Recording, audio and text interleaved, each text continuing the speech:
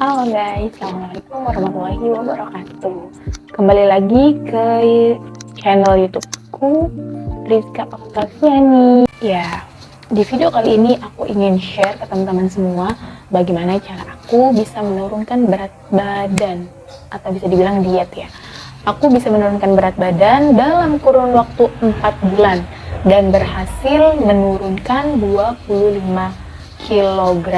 Tapi sebelum itu aku juga ingin mengingatkan ke teman-teman semua, jangan lupa untuk like, comment, and share, dan subscribe ya di channel YouTube baru aku ini. Semoga bisa bermanfaat, menghibur, dan memotivasi teman-teman semua. Nah, sebelumnya juga aku di sini mau bertanya sama teman-teman semua, apa sih diet yang kalian tahu itu?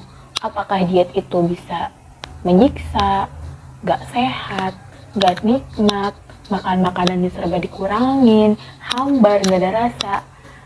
Apakah seperti itu? Nah, ternyata tidak. Diet itu asik, diet itu menarik, diet itu menantang gitu. Jadi gak seburuk atau gak seberat yang kalian bayangkan tuh guys. Karena setiap metabolisme tubuh kita berbeda-beda, jadi aku tidak menyarankan untuk teman-teman mengikuti cara aku persis gitu ya. Aku tidak menyarankan, aku hanya men-share untuk memotivasi teman-teman dan menghidupkan kembali niat-niat teman-teman untuk melakukan hidup sehat dan konsisten gitu. Yang aku share di video ini itu cara diet yang aku alami, yang aku lakukan gitu.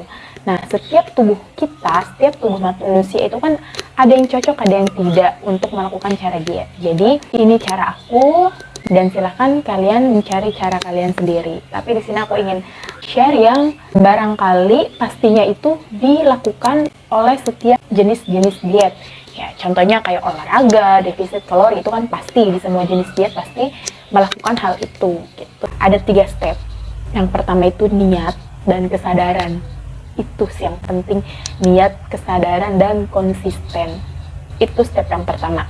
Dan yang kedua, memaksakan diri.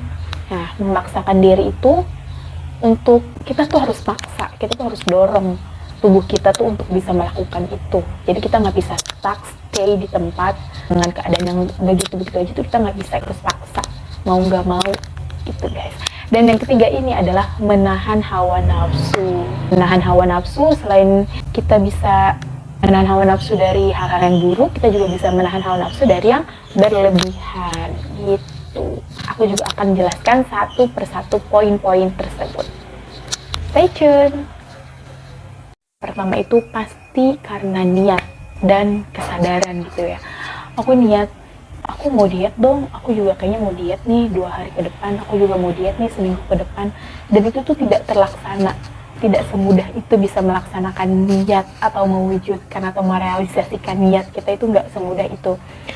Jadi perlu ada kesadaran. Kayak aku sadar ya nggak selamanya nih, nggak bisa nih kita hidup begini-begini aja, nggak bisa nih kita cuman makan tidur dengan bentuk tubuh, poster tubuh yang seperti ini aja tuh kayaknya nggak bisa deh. Kapan gue improve ya gitu. Nah, karena dari niat itu aku men-challenge diri aku, nggak usah yang terlalu berat. Jadi men-challenge-nya dari yang rendah, mulai dari seminggu, sebulan, sampai beberapa bulan ke depan. Dan akhirnya itu terwujud, terlaksana, bahkan melewati batas target aku untuk menurunkan berat badan seperti itu. Nah, step yang kedua yaitu memaksakan diri gitu ya, memaksakan diri atau mendorong diri kita untuk melakukan sesuatu gitu. Dari step yang kedua ini ada beberapa poin. Poin yang pertama ini nih yang paling penting, yang tidak kalah pentingnya maksud aku, yaitu defisit kalori atau mengurangi kalori atau memilah-milih dan menghitung beberapa kalori yang wajib kita terima pada saat diet. Nah, umumnya manusia itu kan membutuhkan 1.800 sampai 2.000 kalori. Nah, dari defisit kalori tadi, apa aja sih yang harus kita cut, apa aja yang harus kita hindari, yang harus kita tahan, makanan seperti apa sih itu gitu ya. Nah, dari yang pertama ini yang paling penting atau tidak kalah penting gitu ya, yang tidak kalah penting lah ya, yaitu mengurangi gorengan itu benar-benar harus dikurangi, karena kita makan satu gorengan, contoh tahu goreng atau bakwan goreng atau tempe goreng, itu bisa, ini gorengan yang di pinggir jalan loh ya, beda sama gorengan yang kita olah sendiri gitu. Itu mengandung 500 kalori satu gigit gorengan. Itu yang pertama, pasti itu gorengan harus dihindari. Selain dari karena olahnya karena digoreng, minyak yang banyak, tepung, kita juga kan nggak tahu apakah itu sehat, seberapa jernihnya minyak yang dipakai gitu kan, kita nggak tahu.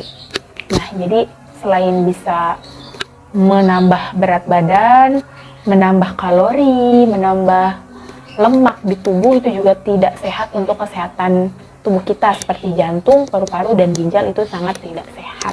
Jadi di dalam ilmu kedokteran pun tidak dianjurkan memakan atau mengonsumsi gorengan yang berlebihan selain yang diolah sendiri.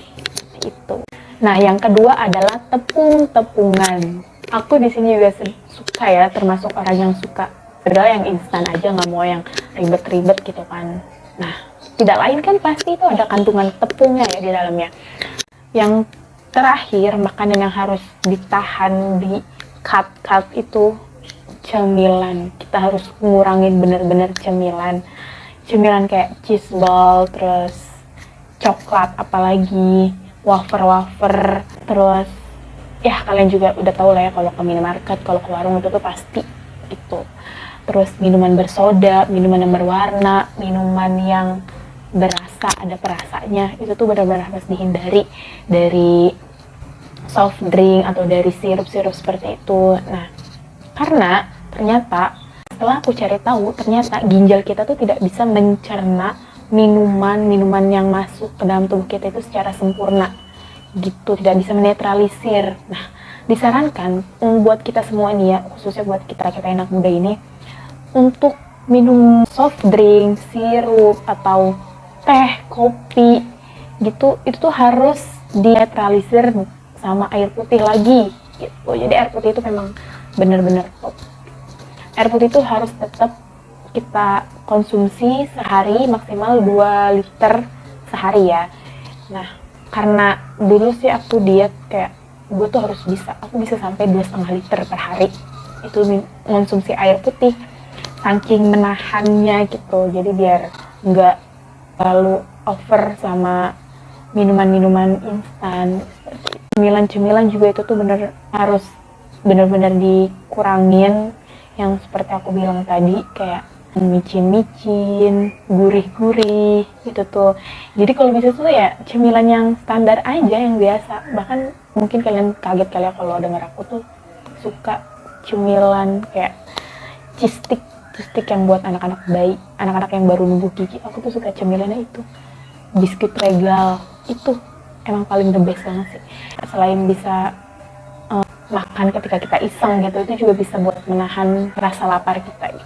Jadi insya Allah kalau cemil itu tuh ya udah berasa kenyang aja gitu, berasa cukup, bahkan nggak bisa kayak banyak gitu. Ya udahlah, cukup 3 lembar biskuit regal atau 3 stik keju gitu, kayak itu juga udah bisa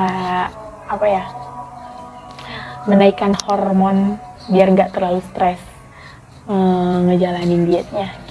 Nah, itu tadi dari poin yang pertama. Lanjut ke poin kedua, yaitu olahraga. Olahraga sebagai kaum rebahan seperti aku ini yang serba mager, apapun maunya ya udahlah instan aja. Oh ya ada motor, ya udah naik motor. Oh ya ada Grab, ya udah naik Grab gitu. Ya udahlah instan gitu maunya ya. Yang penting pengen yang cepet dapet sampai gitu ya. Jujur, aku tuh selama diet nggak pernah sama sekali gym atau ke tempat-tempat komunitas-komunitas olahraga gitu. Aku nggak pernah. Aku bener-bener otodidak, individual, cuman bermodal YouTube, cuman bermodal video-video YouTube yang di-share gitu, kayak kardio, senam-senam. Yaudah, cuman bermodal matras sama skipping. Dan itu ya, itu juga udah beberapa bulan setelah aku udah biasa nih kayaknya gue ngelakuin olahraga, ya udah mulai tuh terjun ke olahraga kayak workout, terus main skipping gitu-gitu. Nah, olahraga pertama yang harus kalian lakukan, yang harus dilakukan buat pemula diet itu gak boleh banget langsung yang berat. Pertama kalian juga pasti kaget aku ngelakuin apa. Aku menyibukkan diri aku sendiri buat beres-beres rumah, ngepel, nyapu, cuci piring, cuci baju, jemur baju, setrika. Itu olahraga itu yang aku lakuin pertama kali, karena nggak mau yang langsung berat kan, takut kaget tubuh kita jadi malah sakit. Itu yang aku lakuin. Udah berjalan selama seminggu, selama beberapa hari aku mulai terjun tuh ke yang levelnya lebih tinggi lagi, yaitu jalan. Aku menargetkan pertama kali jalan itu harus bisa 5.000 langkah dalam sekali jalan.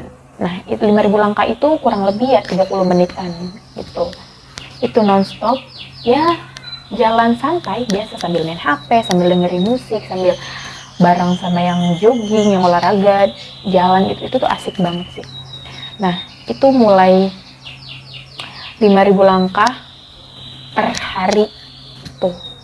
5.000 langkah per hari dalam waktu 30 menitan. Jadi kan selama sehari itu kan kita nggak selamanya jalan aja, muterin jalanan kan, enggak. Jadi kita ada jalan ke dapur, ke kamar mandi, nah itu pun dihitung langkah kita.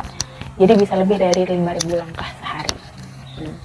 Sudah sampai 5.000 langkah, naik lagi tingkatannya, naik lagi mencapai 10.000 langkah dalam sehari. Ya, mungkin teman-teman juga nanya gimana sih cara nge-recordnya, gimana sih cara ngedetectnya gitu. Untuk aku sendiri, aku kan pengguna Samsung ya, pengguna HP Samsung. Di HP Samsung ini sudah ada aplikasinya sendiri, yaitu Samsung Health. Kalau teman-teman HP-nya sama aku, itu tuh udah ada sendiri aplikasinya. Dan buat teman-teman yang selain Samsung gitu ya, HP-nya itu bisa di-download di Play Store, itu ada aplikasi-aplikasi yang nge-record olahraga-olahraga kita, aktivitas kita sehari-hari. Tuh, mulai dari olahraga beres-beres rumah, jalan, sampai aku bisa ke tahap workout, itu tuh buat aku sebuah nilai besar gitu, apresiasi ke diri aku sendiri kalau aku bisa mewujudkan itu, kalau aku bisa sampai di tahap itu gitu. Sampai workout aku nggak yang langsung berat, angkat beban gitu, enggak. Aku mulai ya dari squat, plank, terus jumping jam, terus ya mulai dari workout yang ringan aja seperti itu.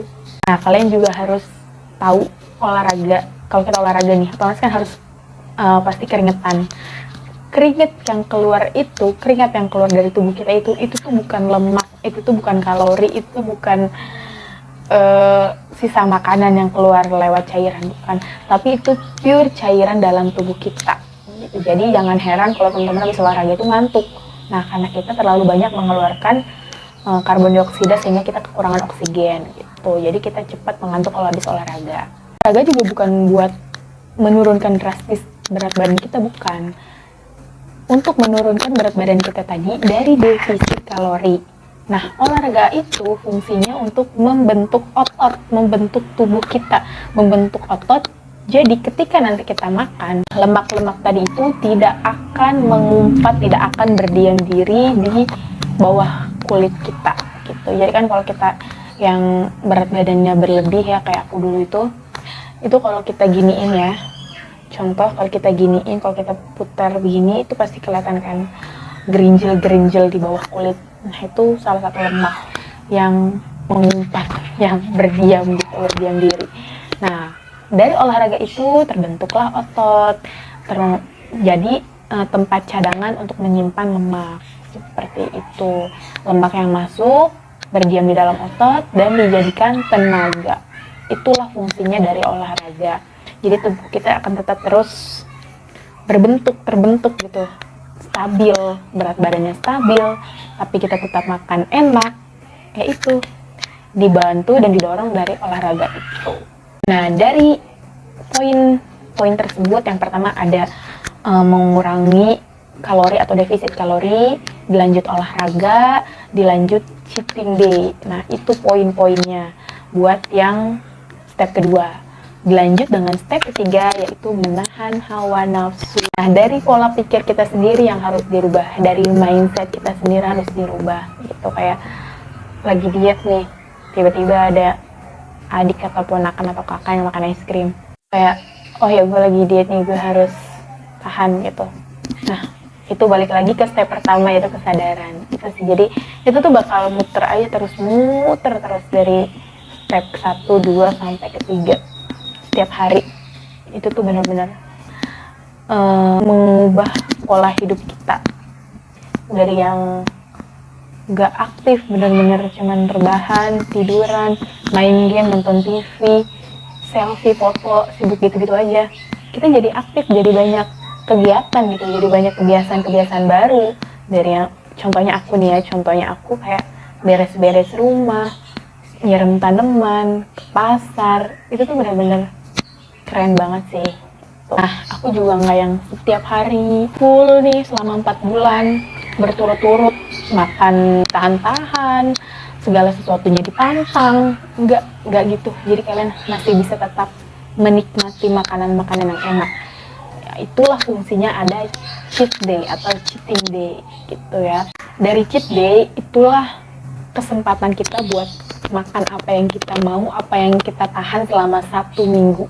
Jadi jadi 1 minggu itu ada butuh 1 kali cheat day gitu, 1 hari. Nah biasanya aku sih di hari Jumat ya.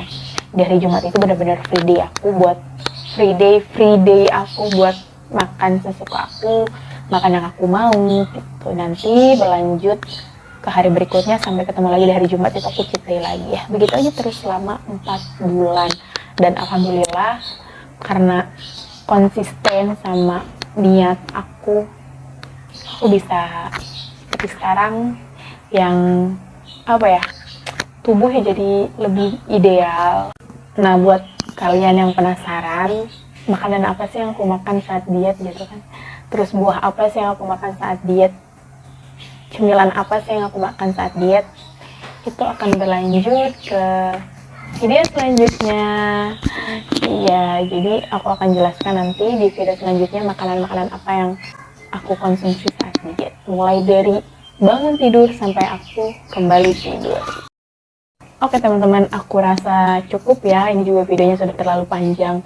Di sini aku yang dari awal menjelaskan step by step untuk diet pemula itu seperti apa dan apa saja gitu yang harus dilakukan gitu kan.